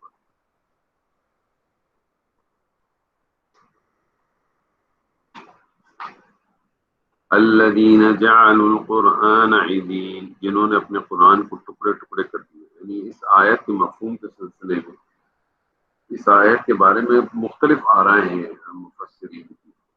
یعنی زیادہ تر تو یہی ہے کہ لفظ قرآن کا کو جو لایا گیا وہ تورات کے اوپر لے کے آیا گیا، کہ جیسے ایک جگہ پہ کہا گیا تھا نا کہ یعنی کفار کہتے ہیں کہ نہ اس قرآن پر ایمان لاؤ نہ اس پر جو اس سے پہلے تھا، تو گویا تورات بھی قرآن ہی تھا، اور یہود نے مفادات کے لیے اپنے اس قرآن کو ٹکڑے ٹکڑے کر کے رکھ دیا تھا۔ ان کے اس کارنامے کا تذکرہ جو ہے وہ سورہ انعام میں بھی پھر اسی طرح سے آیا تھا کہ تم نے اس تورات کے ورق کر دیا، ان میں سے کسی حصے کو ظاہر کرتے اور اکثر کو چھپاتے۔ فَوَرَبِّكَ لَنَسْأَلَنَّهُمْ أَجْمَعِينَ، تو آپ کے رب کی قسم ہم ان سب سے پوچھ کر رہیں گے۔ یعنی یہ اس آیت کا مضمون بالکل اسی طرح سے جو سورہ اعراف میں اللہ تعالیٰ نے کہا ہے کہ ہم لازماً پوچھ کے رہیں گے ان سے بھی جن کی طرف رسولوں کو بھیجا کیا، اور ان سے بھی جن کو رسول بنا کے، یعنی دونوں طرف سے پوچھا جائے۔ اور ہم نے اس کا ایک ڈیمو اللہ تعالیٰ نے سورہ مائدہ میں دکھا دیا کہ اللہ تعالیٰ نے جو ہے وہ سیدنا عیسیٰ سے کس طرح سے سوال پوچھا۔ یہ سب ہمارے لیے کیا ہے؟ جب اللہ تعالیٰ اپنے رسولوں کو، اپنے پیغمبروں کو، جلیل القدر رسولوں کو اس طرح سے کہا کے سوال کرے گا، ہماری کیا حالت ہوگی؟ وَكُلُّهُمْ آتِيهِ يَوْمَ الْقِيَامَةِ فَرْدًا، تو ون بائی ون بلایا جائے گا، آپ ون بائی ون۔ یہاں کسی کی وہ نہیں کیا ہوا کہ مسلمان کو یا کافر کو، کسی کو، كُلُّهُمْ آتِيهِ يَوْمَ الْقِيَامَةِ، ایک ایک کو بلایا جائے گا۔ اما كانوا يعملون، جو کچھ یہ لوگ کرتے رہے، جو کچھ کرتے ہیں، ہم اور آپ بھی جو کچھ کرتے ہیں۔ فَاسْتَ بِمَا تُؤْمِرُ وَعَارِضْ عَنِ الْمُشْرِكِينَ، اور اب آپ اعلان بیان کر دیں جس کا آپ کو حکم دیا جا رہا ہے، مشرکوں کی طرف بڑھانا۔ اس سے پتہ چلتا ہے اس آیت سے پہلے کہ دعوت کا جو کام تھا نبی صلی اللہ علیہ وسلم کا، وہ خاموشی سے کہا گیا، چھپ چھپ کے تھا۔ اب کہہ دیا کہ اب آپ کھلی دعوت دیں، تو اس سے تم کو نبی صلی اللہ علیہ وسلم کی دعوت تحریک میں ایک نئے موڑ کی حیثیت حاصل ہوگی۔ اس سے پہلے آپ صلی اللہ علیہ وسلم اپنے قریبی ساتھیوں، رشتہ داروں کو انفرادی طور پہ دعوت دے رہے تھے، جیسے آپ صلی اللہ علیہ وسلم اپنی زوجہ محترمہ سیدہ خدیجہ سے بات کی، اپنے پرانے دوست سیدنا ابی بکر کو دعوت دی، اپنے چچا بھائی سیدنا علی کو داماد میں دیا جو آپ کے زیر کفالت کی، اور اپنے آزاد کردہ غلام اموں بلے بیٹے حضرت زید سے بھی بات کی۔ اور آپ صلی اللہ علیہ وسلم کی اس انفرادی دعوت کا سلسلہ ابتدائی طور پہ تقریباً 3 سال پر نظر آتا ہے، اور بعض لوگ اس دور کی کی دعوت کو ایک خفیہ انڈر گراؤنڈ تحریک سے تعبیر کرتے ہیں، مگر یہ درست نہیں ہے۔ اعلان نبوت کے بعد آپ صلی اللہ علیہ وسلم کی سیرت میں کوئی دن بھی ایسا نہیں آیا جس میں آپ صلی اللہ علیہ وسلم نے اپنی اس دعوت کو خفیہ رکھا ہو۔ یہ دو باتیں ہمیں ملتی ہیں، لیکن لگ یہی رہا ہے کیونکہ وہی تو آتی تھی اور جاتی تھی۔ اگر خفیہ رکھتے تو پھر کافروں کو کیسے پتہ چل رہا تھا، مشرکین کو کیسے پتہ چل رہا تھا؟ پتہ چلتا ہے کہ اتنی خفیہ نہیں تھی، لیکن اعلان یعنی کہ بہت زیادہ ہائی لیول پر نہیں تھی، اپنی اس کے اوپر تھی۔ لیکن ایسا ضرور ہے کہ آپ صلی اللہ علیہ وسلم کی دعوت فطری اور تدریجی انداز میں آگے بڑھی اور آہستہ آہستہ اس نے پھر اپنی ارتقاء کو پہنچتی چلی، اور اس دعوت کا آغاز گھر سے ہوا، پھر آپ صلی اللہ علیہ وسلم تعلق اور قرابت داروں کی بنیاد پر مختلف افراد کو انفرادی انداز میں دعوت دیتے رہے۔ پھر تقریباً 3 سال کے بعد آپ صلی اللہ علیہ وسلم کو حکم ہوا تو آپ صلی اللہ علیہ وسلم نے دعوت اعلان شروع کر دی، اور دعوت جب یہ دی گئی ہے تو طریقہ وہی اپنایا گیا جو اس زمانے میں طریقہ رائج تھا۔ یعنی اس کے حکم کے بعد آپ صلی اللہ علیہ وسلم نے ایک دن عرب کے رواج کے مطابق کوئی صفا پہ چڑھ کر لوگوں کو اونچی آواز سے اپنی طرف بلانا شروع کیا۔ عرب کے اندر رواج تھا کہ کسی خبر کا اہم اعلان کرنا ہو تو ایک آدمی اپنا پورا لباس اتار دیتا تھا، بالکل ننگا ہو کر ہو جاتا تھا، اور کسی جگہ پہ چڑھ جاتا تھا اور زور سے کہتا تھا وہ اصبحا کا نعرہ لگاتا تھا، ہائے وہ صبح جو آیا جاتی ہے۔ یعنی میں تم کو ایک بہت ہی بڑی خبر دینا شروع کر دیتا ہوں۔ اور ایک کام اور بھی کرتا تھا کہ وہ جو اونٹ ہوتا تھا اس کی خیال میں کوئی ٹانگیں وانگیں کاٹ دیتا تھا یا پتہ نہیں کوئی اور چیز کرتا جس سے اونٹ بھی چیخنا شروع کر دیتا تھا، تو ایک ہنگامہ سا برپا ہو جاتا تھا۔ لیکن آپ صلی اللہ علیہ وسلم نے کیا کیا کہ طریقہ تو وہی رکھا، لیکن نہ لباس کے ساتھ اپنے ساتھ کچھ کیا، نہ کسی اونٹ والا اگر جو معاملہ تھا وہ کچھ بھی نہیں کیا، لیکن ہاں آواز ضرور بتائی۔ اور اس رواج کے مطابق انہوں نے اپنی وہ جو ساری بےہودہ چیزیں تھیں ان کو چھوڑ دیا تھا، اور جب یہ نعرہ لگایا تو جس نے آپ صلی اللہ علیہ وسلم کی آواز سنی وہ بھاگم بھاگ آپ صلی اللہ علیہ وسلم کے پاس آ پہنچا کہ آپ صلی اللہ علیہ وسلم کو خبر دینے والے۔ اور جب سب لوگ اکٹھے ہو گئے تو آپ صلی اللہ علیہ وسلم نے ان کے سامنے اللہ کا پیغام پیش کیا جو سیرت ہم سب پڑھ چکے ہیں، جس کے جواب میں آپ لوگوں نے ڈس ایگری کیا، خاص طور پہ ابو لہب نے، اور اس نے کہا تمہارے لیے ہلاکت ہو، اس کام کے لیے تم نے ہمیں جمع کیا۔ دعوت کو ڈنکی کی چوٹ پہ بیان کرنے کا حکم اس واقعے سے مانا۔ یہ صورت جو ہے نبوت کے ابتدائی زمانے میں نازل ہوئی ہے، یہ آیت سے یہ پتہ چلتا ہے۔ ہمارے لیے اس میں کیا ملتا ہے؟ ہمارے لیے بھی یہ ملتا ہے کہ دعوت کا طریقہ ہمیں پتہ چلتا ہے کہ دعوت کا طریقہ دینے کے لیے جو جس جگہ پہ آپ معاشرے میں بیٹھے ہیں وہاں جو طریقہ ہے لوگوں کو اٹریکٹ کرنے کا، اسی اٹریکشن کی طرف رہے، لیکن اس میں جو فضولیات ہیں اس کو باہر نکال۔ اس میں جو فضولیات والی چیزیں ہیں جیسے نبی صلی اللہ علیہ وسلم نے جو اس میں بیہودہ و فضولیات چیزیں تو باہر نکال دی، لیکن بنیادی چیز ہوئی۔ ایک سوال ہو سکتا ہے نا کہ ایک شخص ہے کہ آپ مجھ سے کہیں کہ میں بھی اسی طرح سے کروں، کہ میں بھی کوئی مجمع لگاؤں یا میں کروں، تو آپ کریں جس طرح سے کرنا ہے، لیکن اس میں جو بیہودہ پہلو ہیں ان کو باہر کر دیں، پھر آپ اسی طرح سے دعوت کریں تاکہ لوگ اس سے واقف ہوں۔ اور جو دعوت کے جو بہت سارے دوسرے بنیادی اصول جو ہم وقتاً فوقتاً پڑھتے چلے آئے، جو طریقہ کار بتائیں ان کو اپنے ذہن میں ہمیشہ رکھیں کہ دعوت دینے کے لیے جو بنیادی اصول ہیں وہ بنیادی اصول کیا ہونے چاہیے، وہ طریقہ کار کیا ہونا چاہیے، وہ ساری چیزیں ہمارے ذہنوں میں رہنی چاہیے۔ اِنَّا كَفَّيْنَاكَ الْمُسْتَهْزِئِينَ، ہم آپ صلی اللہ علیہ وسلم کی طرف سے کافی ہیں ان سے جو مذاق کرتے ہیں، ان کا جو مذاق بناتے ہیں ان سے نپٹنے کے لیے۔ یعنی آپ ان کی مخالفت کی پرواہ نہ کریں اور ہم ان سے اچھی طرح نپٹ لیں گے، لوگ آپ کا بال بھی بگاڑ سکتے۔ یہی ساری چیزیں ہمارے ساتھ ہونی چاہیے، اس کا ڈر و خوف نہیں ہونا چاہیے، لیکن آپ کی دعوت ہونی چاہیے دلائل کے ساتھ، دلائل کے ساتھ دعوت ہونی چاہیے۔ میں آج کل جو ہے وہ ہمارے میرے بڑے اچھے دوست ہیں، بہت کچھ ساتھی ہمارے ان سے تعارف ہیں ان کے ساتھ، تو انہوں نے آج کل جو ہے میں نے شاید کچھ دفعہ ہی بتایا تھا کہ ایک اور گروپ بھی بنایا ہوا تھا، لیکن ماشاءاللہ وہ بھی اب کافی ایکٹیو ہو گئے۔ تو ہم دیکھتے ہیں کافی ہمارے چلتے ہیں، ہم جب ڈسکشن چل رہی ہوتی ہے، اور آپ یقین مانیں میں حیران رہ جاتا ہوں جو لوگوں کی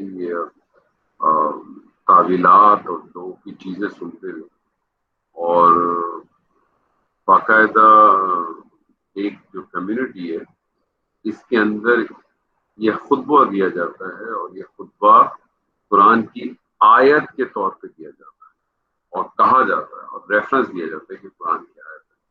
میں آپ کو آیت سنا، یا ایھا الذین آمنوا اطیعوا اللہ واطیعوا الرسول واولی الامر منکم۔ پوری آیت کیا ہے؟ یا الذین آمنوا اطیعوا اللہ واطیعوا الرسول واولی الامر منکم فإن تنازعتم في شيء فردوه إلى الله ورسوله إن كنتم تؤمنون بالله واليوم الآخر۔ یہ پوری آیت انہوں نے کیا کیا ہے، انہوں نے اس آیت کو اس طرح سے بیان کرتے ہیں، اللہ تعالیٰ ان کو ہدایت ہے، اور یہ ابھی ہماری جو ہے ڈسکشن جو ہے وہ ختم نہیں ہوئی ہے، وہ سامنے والا بھی ماننے کو تیار نہیں ہے، اور اب تک میں یہ ایک موٹی والی آیت آپ کے سامنے سے رکھنا چاہتا ہوں، 8-10 آیتیں مکسنگ والے، اور باقاعدہ یہی بیس ہے، ان کی بیس لائن ہے۔ اس آیت کو آپ وہ اس طرح سے کرتے ہیں، یا ایھا الذین آمنوا اطیعوا اللہ واطیعوا الرسول واولی الامر منکم، اس کے بعد وہ کیا کرتے ہیں؟ سورہ یاسین کی آیت نمبر 12 کا، سورہ یاسین کی آیت نمبر 12 پوری نہیں، سورہ یاسین کی آیت نمبر 12 کیا ہے؟ اِنَّا نَحْنُ نُحْيِي الْمَوْتَى وَنَكْتُبُ مَا قَدَّمُوا وَآثَارَهُمْ وَكُلَّ شَيْءٍ أَحْصَيْنَاهُ فِي إِمَامٍ مُبِينٍ۔ تو اس آیت کا جو ابھی میں نے سورہ یاسین کی آپ کے سامنے پڑھی، اس کا آپ ترجمہ کریں تو یہی ہے، یقیناً ہم ہی زندگی دیتے ہیں، موت دیتے ہیں، اور ہم نے لکھا ہوا ہے جو کچھ بھیجا ہے آپ نے آگے، اور ہر چیز کا ہم نے جو ہے نا حساب رکھا ہوا ہے ایک کھلی کتاب میں۔ تو وہ کیا کرتے ہیں؟ سورہ نساء کی آیت کا پہلا ٹکڑا پکڑا، یا ایھا الذین آمنوا اطیعوا اللہ واطیعوا الرسول واولی الامر منکم، اور اس کے بعد وَكُلَّ شَيْءٍ أَحْصَيْنَاهُ فِي إِمَامٍ مُبِينٍ، اور یہاں سے پھر یہ آیت کو اس سے جوڑ کے سب کچھ امام کے ہاتھ میں ڈال، تو وہ ہمارے بڑے اس کے اندر ایکٹیو فرقوں کی میں بات کر رہا ہوں، تو بہت بڑے ایکٹیو فرقے، ایک ہمارا اس میں اسماعیلی اور ایک شربوری کی۔ تو بہرحال میں آپ کو یہ بات بتانا چاہ رہا ہوں، تو آپ کا کام یہ ہے کہ آپ اپنا کام کریں، اور آپ کے پاس جو دلائل ہیں دلائل کے ساتھ کریں، تو دلائل ان کے پھر ختم ہو جاتے ہیں، تو جب دلائل ختم ہو جاتے ہیں تو پھر وہ ایک اور بحث میں آ جاتے ہیں، پھر ایک عجیب سی ہے، اور پھر اس کے اندر بہت کوتاہیاں کمیاں بھی ہیں۔ لیکن میں یہ ابھی جب میری حالیہ جب یہ بات ہوئی، اس طرح سے معاملہ چلا، تو مجھے ایک چیز کا بڑا شدت کے ساتھ ہوا کہ یہ جو لوگ جن کو اویئرنیس نہیں ہے قرآن کی بالکل، میں تو کہتا ہوں کہ چھوڑ دیں دوسرے فرقے کو، کوئی اہل سنت کا ہو یا کوئی دوسرا ہو، ہم جیسے ہی ہو، ہم جیسے ہمارے اپنے سگے بہن بھائیوں میں بھی کوئی ہو، اگر اس کی قرآن کے ساتھ کوئی بہت زیادہ کلوز کنیکشن نہیں ہے، تو یہ آیت اگر اس کے سامنے اس طرح سے گزر جائے تو اس کو آیت ہی سمجھے گا، کیا کرے گا؟ مجھے بتائیں کہ وہ دیکھے گا منصب پہ ایک شخص بیٹھا ہوا بات کر رہا ہے اس طرح، تو کیا کرے گا؟ کس طرح سے کرے گا؟ کہ میں یہ سوچتا تھا کہ یہ جو مشنری والے ہوتے ہیں کس طرح سے کرسچن کنورٹ کرتے ہیں، کچھ طرح سے پھر ہم سنتے تھے کہ بہت سارے لوگ جو ہے وہ اس کے اوپر بڑا کام کرتے ہیں اور چینج کرنے کی کوشش کرتے ہیں، آخانی بناتے ہیں، کنورٹ کرتے ہیں، خاص طور ہمارے جو پاکستان کے کچھ علاقے ہیں، یہ آپ کنٹریز میں کیا نام ہے،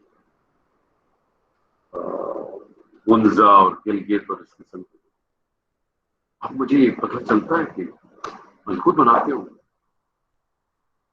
میرے ساتھ ابھی کچھ ڈسکشن انہوں نے کسی اس کے ساتھ کرائی تھی، مجھے کوئی گنزا کے کچھ شخص تھا، اس نے بعد میں میری تو ٹھیک ٹھاک مجھے اس نے خوبصورت الفاظوں سے نوازا ہے، اللہ تعالیٰ اس کو بھی ہدایت دے، مجھے بھی صبر دے۔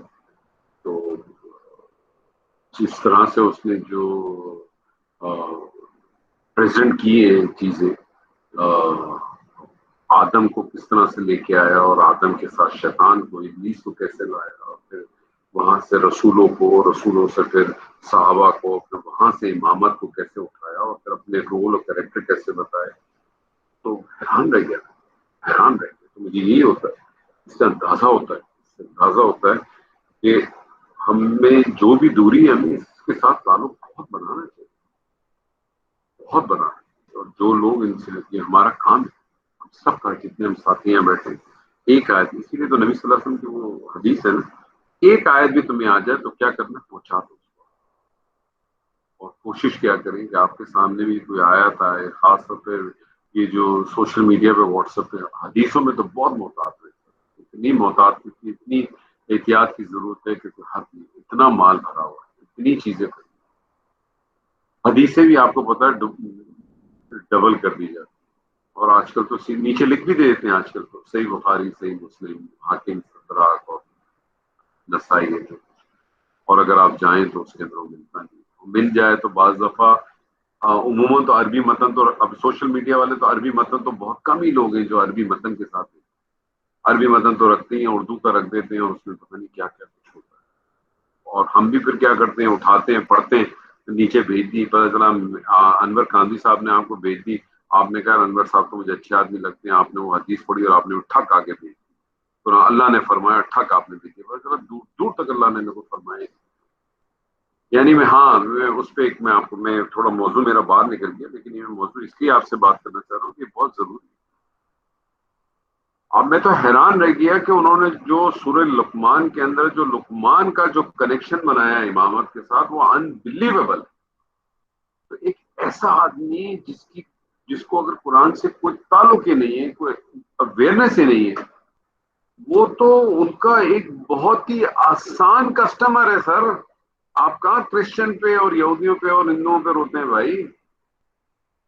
ایک مسلمان کلمہ گو کو آپ کو ہلانا، دے آر سو پروفیشنل، اتنی خوبصورت طریقے سے لے کے آپ چکرا جائیں گے، آپ بولیں گے یہ ہو کیا رہا ہے میرے ساتھ۔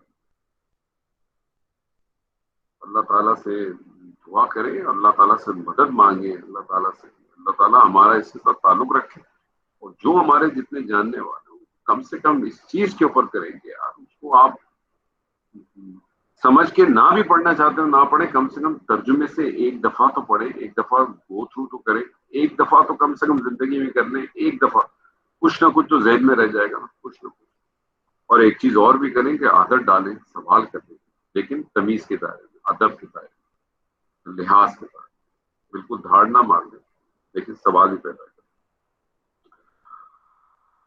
الذین، اچھا یہ تو کر، وَلَقَدْ نَعْلَمُ أَنَّكَ يَضِيقُ صَدْرُكَ بِمَا يَقُولُونَ، اور ہم جانتے ہیں کہ آپ کا سینہ تنگ ہوتا ہے ان کی باتوں سے، یعنی دعوت کی وجہ سے مخالفت کا ایک طوفان آپ پر امڑ آ گیا۔ پہلے مرحلے میں مخالفت اگرچہ صرف جو ہے زبانی کی، لیکن بعد میں جسمانی تکالیف کے ساتھ بھی ہوتی، کسی نے آپ کو مجنون کہہ دیا، کسی نے کاہن کہہ دیا، کسی نے شاعر کہہ دیا، بہت ساری چیزیں کی گئی، اور بہت ہی سخت معاملات آپ نے گزارے، اور لیکن اللہ تعالیٰ کہتا ہے آپ ان باتوں پہ ہوتے ہیں، ہم جانتے ہیں، اور ہم آپ کے ساتھ ہیں، آپ بالکل بے فکر رہیں، ہم آپ کے ساتھ، یہی ہمارے اور آپ کے ساتھ بھی ہے کہ جب آپ دعوت کا کام کرتے ہیں تو آپ کو بعض بار بڑی بڑی باتیں سننی پڑ جاتی ہیں، بڑی تکلیف دہ باتیں بھی۔ مجھے یاد ہے ہمارے میرے بڑے محسن ہیں، جنہوں نے مجھے ان چیزوں میں لگایا، دوسری اور چیزوں میں بھی لگایا۔ اللہ تعالیٰ ان کے درجات بلند کرے، اللہ تعالیٰ کی مغفرت کرے۔ یوسف جاوید صاحب، وہ ہمیشہ، میں دیکھتا تھا بعض دفعہ شروع میں ان کے ساتھ ہوتا تھا، تو کبھی ان کے ساتھ اگر میں کسی جگہ پہ جاؤں، کسی دعوت کے معاملے میں، کسی بچے معاملے میں، تو میں اس کا پریکٹیکلی گواہ ہوں کہ بعض دفعہ بڑی سخت سخت باتیں بھی سننے کو مل جاتی ہیں، بڑے تکلیف دہ طنز بھی ملتے ہیں۔ بعض دفعہ اگر کوئی کسی پاکستان میں اگر کوئی چیز ہو چکی ہے، کوئی حادثہ ہو گیا، کوئی زلزلہ یا کوئی، اس کے لیے اگر کوئی چار پیسے جمع کرنے کے لیے کچھ کرنے کے لیے دیکھتا تھا، بڑی بڑی باتیں سننے کو ملتی، اور وہ سارے کام کرتے تھے لیکن ہنستے رہتے تھے، مسکراتے رہتے۔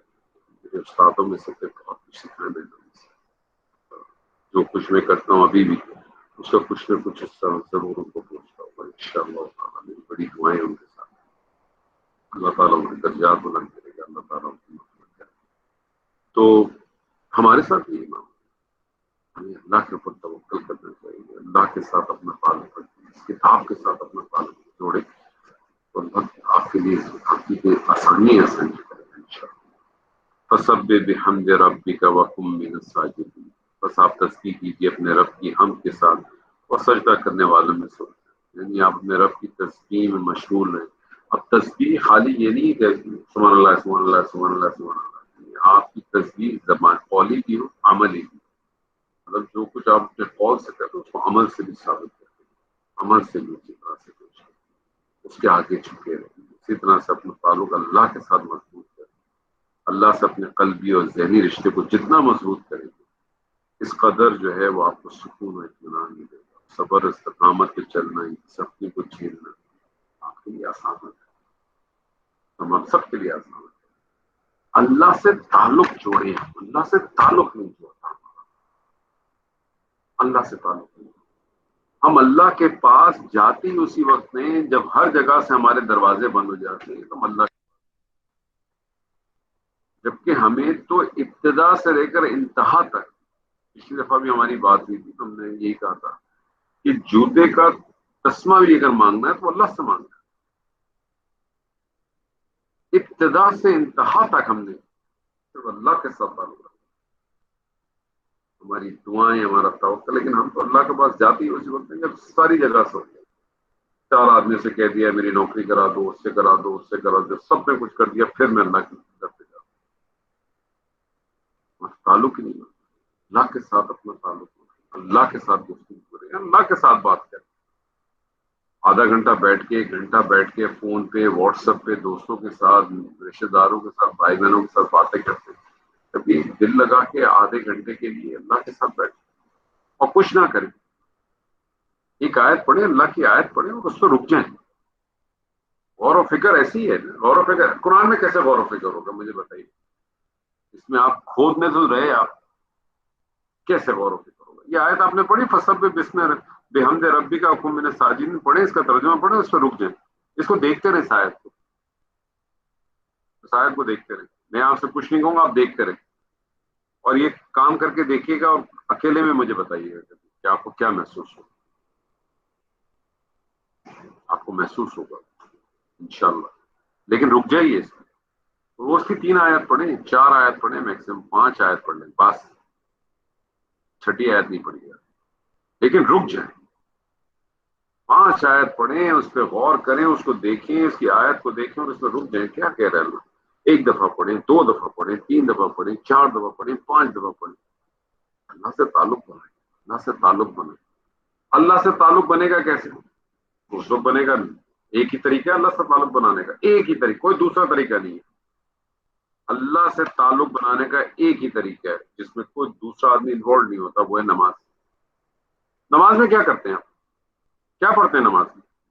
یہ قرآن ہی پڑھتے ہیں، اب جتنا آپ کو قرآن یاد ہوگا اتنا ہی پڑھیں گے، نفلی نماز پڑھ رہے ہیں تو آپ دیکھ کے بھی پڑھ سکتے ہیں، لیکن اگر آپ دیکھ کے بھی پڑھیں گے اور آپ فر فر فر فر فر بھاگتے چلے جائیں گے تو کیسے کام چلے گا؟ بر صغیر کے مسلمانوں کا جو طریقہ کار ہے قرآن پڑھنے کا وہ کیا ہے؟ الف لام میم ذلک الکتاب لا ریب فیہ ھدی للمتقین الذین یؤمنون بالغیب ویقیمون، ایسے پڑھتے ہیں، ایسے پڑھتے ہیں، ہلتے جلتے۔ کبھی کسی شخص کو دیکھا ہے کہ وہ اخبار ہلتے جلتے پڑھ رہا ہو؟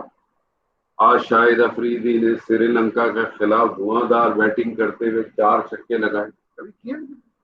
کبھی دیکھا ہے کسی کو آپ نے؟ بلکہ وہ پڑھ رہا ہو اور اس کے اوپر کوئی ہاتھ ہلا دے تو کہتا ناراض ہوئے، بولے دیکھ نہیں رہے میں پڑھ رہا ہوں۔ قرآن کے ساتھ ہمارا معاملہ ایسا ہے، تیار نہیں ہے مجھ سے، میں تو آپ سے کہہ رہا ہوں 5 آیت، صرف 5 آیت یاد کرنے کو بھی نہیں کہتا میں سر، 5 آیت آپ روز کی پڑھیں اور آپ رک جائیں اس سے، آپ یقین مانے، آپ یہ کر کے دیکھیں، رک جایا کریں، 1 دفعہ پڑھیں، 2 دفعہ پڑھیں، 3 دفعہ پڑھیں، 4 دفعہ پڑھیں اور اللہ سے یہ دعا کر کے پڑھیں اللہ سے یہ دعا کریں شروع کرنے سے پہلے، جب آپ تعوذ پڑھتے ہیں اور شروع کرتے ہیں تو اللہ سے دعا کریں کہ اللہ مجھے اس طرح سے سمجھا جس طرح سے اس کو سمجھنا چاہیے، تو اس طرح سے سمجھا جس طرح سے وہ چاہتا ہے کہ میں اس کو سمجھوں. آپ کو دیکھیں، آپ کو چیزیں بھی سمجھ میں آئیں گی خوبصورت طریقے سے، اور آپ دیکھیں گے یہ آیت آپ سے کیسے کرتی کیا ہے. پھر مجھے بتائیے گا اکیلے میں ابھی نہیں کہوں گا. آخری آیت کرتے ہیں. وَاعْبُدْ رَبَّكَ حَتَّى يَأْتِيَكَ الْيَقِينُ، اور اپنے رب کی بندگی میں لگے رہیں یہاں تک کہ یقینی شے وقوع پذیر ہو جائے. حَتَّى يَأْتِيَكَ الْيَقِينُ، بالکل پختہ. یہ یقین کیا چیز ہے؟ کہتے ہیں یقین تین قسم کے ہیں. ایک علم الیقین، ایک عین الیقین، ایک ہے حق الیقین. علم الیقین کیا ہے؟ علم الیقین یہ ہے کہ ہم جانتے ہیں کہ آگ لگتی ہے تو دھواں اٹھتا ہے. علم میرا یہ کہتا ہے کہ جب آگ لگتی ہے تو دھواں اٹھتا ہے. میں جب دیکھتا ہوں کسی جگہ پہ دھواں اٹھتا ہے تو میں اپنی علم کے بنیاد پہ کہتا ہوں کہ یہ آگ لگی ہوگی. یہ ہے علم الیقین. اور جب میں اس کے قریب پہنچتا ہوں تو میں دیکھتا ہوں واقعی آگ لگی ہوئی اور دھواں اٹھ رہا ہے. پہلے میں نے اپنے علم کی بنا پہ صرف دھواں دیکھ کے میں نے کہا یہ آگ لگی ہے. اب میں وہاں پہنچا اور میں نے دیکھا واقعی آگ لگی ہوئی ہے. اب یہ ہو گیا عین الیقین. اور پھر آخر میں حق الیقین. اور حق الیقین کیا ہے؟ ہم سب جانتے ہیں کہ آگ جلاتی ہے، سب جانتے ہیں آگ جلاتی ہے، اور اس جلتی ہوئی آگ میں اپنا ہاتھ ڈالتا ہوں میرا ہاتھ جلتا ہے. تو ہم سے مطلوب بھی وہ حق الیقین ہے. ہمارا معاملہ تو شاید علم الیقینی تک نہیں گیا. ہمارے علم کا یہ عالم ہے کہ ابھی دو باتیں میں آپ سے کر دوں تو آپ کہیں گے واہ واہ کیا بات کی ہے. کل یہی بات کسی اور سے سن لیں گے، آپ کہیں گے واہ واہ کیا بات کہی ہے. پرسوں کسی اور سے سنیں گے، ہم کہیں گے واہ واہ اس نے کیا بات کی. تو اور ٹھیک اچھی بات ہے. آپ آپ اس کے اندر تبدیلی آتی رہتی ہے، آگے پیچھے بڑھتا رہتا ہے.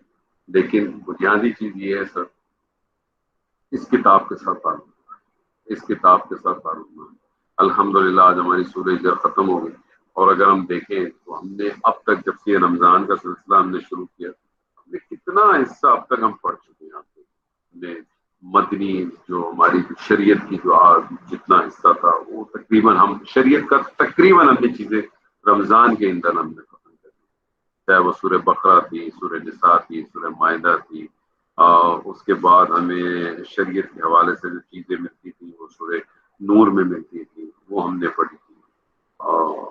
کچھ حصہ جو ہے وہ ہاں سورہ اصحاب میں آ گیا تھا، وہ ہم نے پڑھی. تقریباً چیزیں ہم پڑھ چکے ہیں. کچھ حصہ ہے ایسا ہے اور جو شاید اس میں نہیں تھا، وہ ہم نے نہیں پڑھی. کچھ باقی رہ جائیں گی حج کے سلسلے میں، یا کچھ چیزیں اور آ جائیں گی وہ بھی آپ کو نہیں. اور پھر ہم نے مکی دور کا اتنا بڑا حصہ ہم نے پڑھا جس میں آخرت، رسالت، توحید. لیکن ہم اپنے اندر کوئی تبدیلی محسوس کرتے ہیں. ہم نے اس میں سے کوئی چیز اب تک اپنے اندر کیا تبدیلی لانے کی کوشش کی ہے؟ یہ سب سے اپنا ایک محاسبہ کریں، اپنا حساب کریں. کسی سے پوچھنے کی ضرورت نہیں، اپنے آپ سے پوچھیں میرے میں کوئی تبدیلی آئی ہے میرے کام میں، میرے انداز میں، میرے لوگوں کے ساتھ معاملات میں، میرے لوگوں کے ساتھ جو تعلقات ہیں ان کے ساتھ جو ہے میری جو ہے وہ صلہ رحمی کا لیول آج سے رمضان سے پہلے کیا تھا اور اب کیا ہے؟ کیا اس میں کوئی تبدیلی ہے، یا وہ بدتر ہو گیا یا بہتر ہو گیا؟ میرے اپنے جو پرسنل جو اللہ کے ساتھ تعلقات تھے، میرے جو معاملات مسکینوں کے ساتھ یا غریبوں کے ساتھ، میرے اندر کوئی تبدیلی آئی ہے؟ کیا میں بہتری کی طرف گیا ہوں، یا میں پستی کی طرف گیا ہوں، یا میں وہیں کا وہیں کھڑا ہوں؟ کچھ ہوا ہے؟ کچھ نہ کچھ تو ہونا چاہیے. اگر کچھ ہوا ہے تو بہت اچھا ہے. کچھ نہیں ہوا تو یہ پریشانی ہونی چاہیے. ہم سب کو پریشانی ہونی چاہیے، مجھے بھی، آپ کو بھی، ہم سب کو. کیوں نہیں ہو رہا؟ کیا وجہ ہے؟ کس جگہ پہ پھنسے؟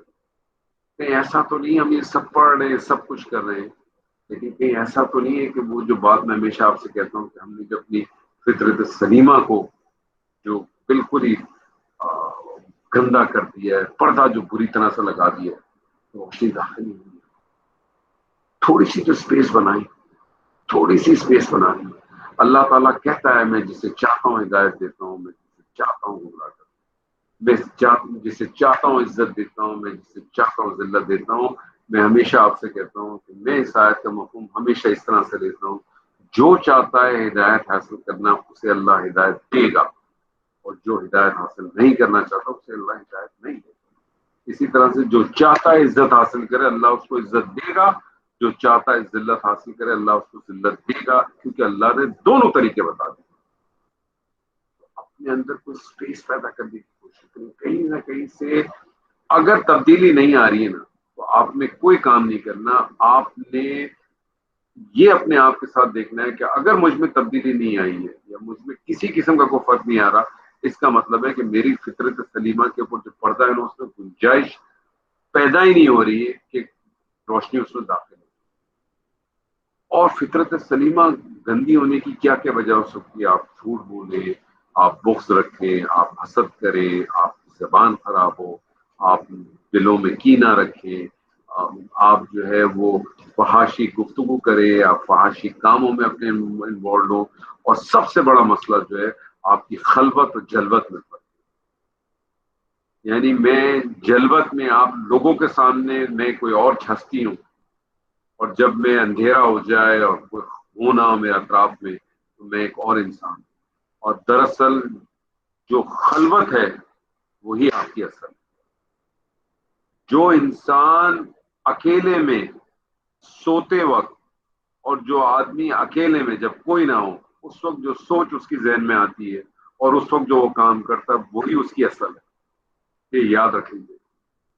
اللہ تعالیٰ سے دعا کریں اللہ تعالیٰ ہم سب کو حق کو سننے سمجھنے اور اس میں عمل کرنے کی توفیق عطا فرمائے، کیونکہ طریقہ کار میں نے اسی طرح سے رکھا ہے کہ جس طرح سے اگر لمبی صورت ہوتی ہے کوئی بڑی صورت ہے تو اگر 2 حصوں میں کریں گے تو 2 حصوں میں ختم کر دیں گے۔ آج ہماری کلاس جو ہے وہ کیونکہ آیت چھوٹی تھی سچ تو ہماری وہ آیت ختم ہو گئی، تو آج یہیں تک رکھا تھا ہم نے انشاءاللہ۔ اور کیونکہ آبجیکٹو ہمارا یہی ہے کہ بغیر تھوڑا تھوڑا کریں، لیکن کوشش کریں کہ جو کچھ بھی کریں اس کو اپنے پاس کچھ نہ کچھ قائم رکھنے کی، دائم رکھنے کی اپنے پاس کوشش کریں، اور اس سے کچھ حاصل کرنے کی کوشش کریں انشاءاللہ تعالی۔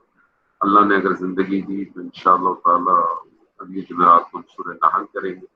اللہ تعالیٰ سے دعا ہے کہ اللہ تعالیٰ ہم سب کو حق کو سننے سمجھنے اور اس میں عمل کرنے کی توفیق عطا فرمائے۔ بارک اللہ لی و لکم۔ السلام علیکم۔